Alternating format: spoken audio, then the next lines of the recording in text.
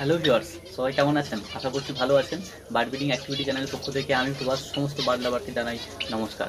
Viewers, আজকে ভিডিওটি যে টপিক নিয়ে হতে চলেছে সেটা হচ্ছে জামা পাখি যারা পালন করছেন বা যারা পালন করবেন ভাবছেন, জামা পাখি নিয়ে আসার পরে কীরকমভাবে আমি এদেরকে খেয়াল রাখবো।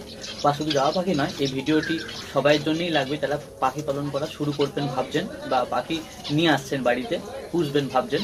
তো তাদের সঙ্গে কীরকম খেয়াল রাখতে হবে, তাদেরকে কীরকম ট্রিটমেন্ট করতে হবে, তাদের ক্ষেত্রে ভিডিওটি কাজে লাগবে। তো মেনলি আজকে জাবার উপর বেস করে এই ভিডিওটি আপনাদের সঙ্গে শেয়ার করছি। বলে রাখি, জাবা পাখি নিয়ে আমার অভিজ্ঞতা বেশি নেই, বেশি কি একদমই নেই, কারণ জাবা পাখি আমি নতুন শুরু করছি। যে কথাগুলো বলবো সেগুলো ব্রিডারের কথা, যারা প্রচুর দিন ধরে পাখি পালন করছেন এবং জাভা নিয়ে তাদের কাছে বিশেষ নলেজ আছে, তো তাদের কথা সেগুলোই আপনাদের সাথে শেয়ার করবো। এবং যেটা আমি করেছি, তো আমি বলি জাভা পাখি আমি দোকান থেকে নিইনি, আমি এনেছি ব্রিডারের থেকে, মানে যারা জাভা পাখি শুধুমাত্র বিশেষ করে জাভা পাখি পালন করছেন তাদের থেকেই নিয়ে এসেছি। এবং জাভা পাখির বয়স যখন আমি এনেছিলাম, মানে 3 মাস বয়স, এরকম বয়সে আমি বাচ্চা এনেছিলাম। তারপরে যেটা করেছিলাম, জাভা পাখিগুলোকে আলাদা রেখেছিলাম। এবং যদি আপনি পাখি পালন আগে থেকে করেন বা আপনার কাছে যদি পাখি থেকে থাকে, তাহলে যখন পাখি কিনে আনছেন, মানে জাভা পাখি শুধু নয়, যে কোনো পাখি যখন কিনে আনছেন, সে দোকান থেকে হতে পারে বা ব্রিডারের কাছ থেকে হতে পারে, যখন কিনে আনছেন সম্পূর্ণ পাখিগুলোর থেকে আলাদা রাখুন, মানে আপনার কাছে যে পাখিগুলো আছে সেগুলোর থেকে আলাদা রাখুন। কারণ আপনারা জানেন নিশ্চয়ই বিভিন্ন জায়গায় বিভিন্ন ভাইরাস ব্যাকটেরিয়া থাকে, তো সেই রোগ জীবাণু যাতে আপনার সেটআপে না সংক্রমণ ছড়াতে না পারে, সেই জন্যই আপনাকে আলাদা করে রাখতে হবে। মিনিমাম 20 দিন থেকে 25। কোথাও থেকে নিয়ে আসার পরে সঙ্গে সঙ্গে জল খাবার দেবেন না, 1 ঘন্টা 8 ঘন্টা পরে জল খাবার দেবেন। এবং তারপরে আপনাকে 2 থেকে 3 দিন আপনাকে হালকা অ্যান্টিবায়োটিক যদি আপনি করে নিতে পারেন খুব ভালো হয়। আমি যেটা করেছিলাম এবং আমার তরফ থেকে আপনাদের সাজেশান, যে হালকা অ্যান্টিবায়োটিকটা আমি দিয়েছিলাম এবং খুব ভালো অ্যান্টিবায়োটিক, এটা হালকা, মানে পাখিদের বিশেষ ক্ষতি করে না। তো এই অ্যান্টিবায়োটিকটা আপনাকে 2 দিন দিতে হবে এবং 2 ঘন্টা করে আপনি রেখে দেবেন।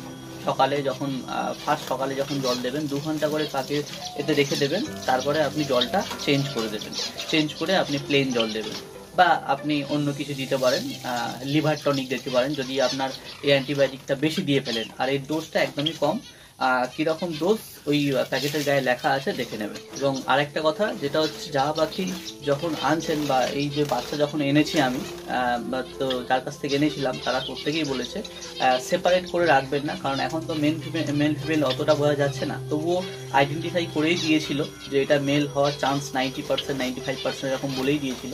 এবং যখন আমি এনেছিলাম তখন কিন্তু একসঙ্গেই রেখেছিলাম এবং সেখান থেকে আমাকে এটাই বলেছিল যে জাভা পাখি কিন্তু একসঙ্গে থাকতে ভালো পছন্দ করে। দেখছেন এখানে আমার জাভা পাখির এই ঘরটায় আছে কিছু আছে, আর এই ঘরটায় কিছু আছে, কিন্তু একটা দুটো করে নেই, কিন্তু এখানে কিন্তু 4 পিস আছে আর এখানে কিন্তু অলমোস্ট 9 পিস আছে। ঠিক আছে, তো একসঙ্গে যাতে থাকলে সবাই ভালো থাকে এবং নিজেদের মধ্যে একটা বন্ডিং তৈরি হয়, তো সেই জন্যই একসঙ্গে রাখা।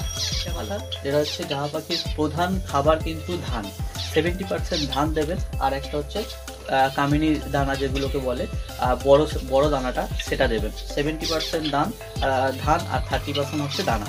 এবং তার সঙ্গে সঙ্গে আপনি সব ফুড হিসেবে দিতে পারেন ডিম সেদ্ধ, ডিমের কুসুম সমেত ডিম সেদ্ধ, তার সঙ্গে বিস্কুট মাখিয়ে দিতে পারেন।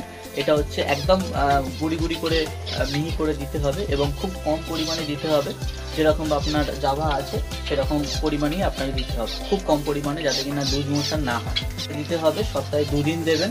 আর যেহেতু গরম পড়ে গেছে, এটা 2 দিনই এখন দেবেন। এবং তার সঙ্গে সঙ্গে আপনারা দেবেন কিন্তু লিভার টনিক সপ্তাহে 1 দিন, এটা কিন্তু আপনাকে দিতে হবে। এবং তার সঙ্গে সঙ্গে হজমের ওষুধটাও দিতে পারে। হচ্ছে যখন জল দেবেন, কারণ জাভা পাখির মেন রোগ হচ্ছে কিন্তু ঠান্ডা লাগা।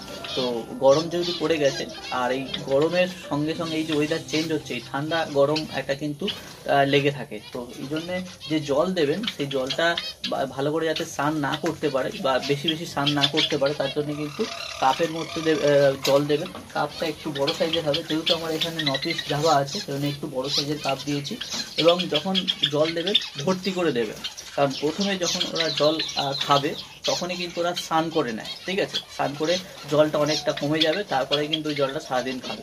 আর একটা জিনিস খেয়াল রাখবেন, কারণ জাভা পাখিকে যে কাপ দেবেন বা যে পাত্রে জল দেবেন, সেই পাত্রটা যাতে উল্টে না যায়। কারণ পাখি কি হয়, সবাই স্নান করার সময় কিন্তু উল্টে যায়। তো আপনি হয়তো সকালে জল দিয়ে গেছেন, দেখলেন যে পাখি জল উল্টে দিয়েছে, মানে আপনি হয়তো খেয়াল করেননি, জল উল্টে ফেলে দিয়েছে, তো সারাদিন কিন্তু পাখিটা কিন্তু জল পাবে না। তো এখানে কিন্তু পাখিদের সমস্যা হতে পারে।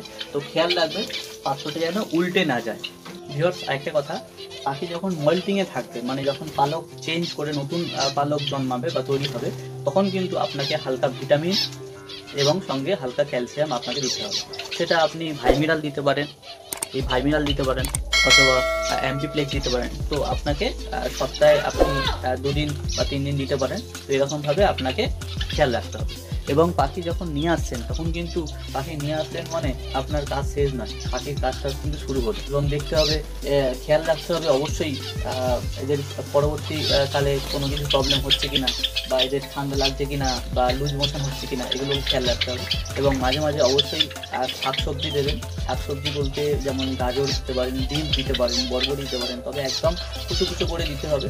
বাঁধাকপি দিতে পারেন এবং তার সঙ্গে সঙ্গে বিট দিতে পারেন। তো এরকমভাবে একদম কুচো কুচো করে আপনি সবজি কিছু কিছু দিতে পারেন। এবং সব ফুড যখনই দেবেন একদম পরিমাণটা কম হবে। এগুলোই আমি করেছি, আর যেগুলো করেছি সেগুলি আপনার সঙ্গে শেয়ার করলাম। ভিডিওটি যদি ভালো লাগে, যা করার আছে করবেন, লাইক করবেন, কমেন্ট করবেন, নতুন হয়ে থাকলে সাবস্ক্রাইব করবেন। চলুন দেখা হচ্ছে পরের ভিডিওতে, ভালো থাকবেন।